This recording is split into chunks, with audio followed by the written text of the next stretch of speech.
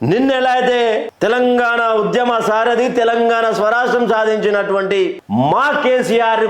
మన రాష్ట్రం మన ముఖ్యమంత్రి అనుకుంటే నువ్వు ఏ విధంగా మోసం చేసినావో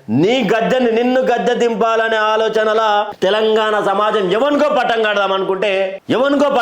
అనుకుంటే ఇంకొకటి వచ్చి గద్దెనికి ఆ పట్టం కడదాం అనుకున్నాడు ఓ కొడుక నాకొద్దురు అయ్యా ఈ జీవితం ఈ రాజకీయం వద్దు ఏమొద్దు ఈ నాకు ఈ సీఎం పదవి వద్దన్నట్టు ఆ గద్దెనెక్కియాల్సిన వాళ్ళు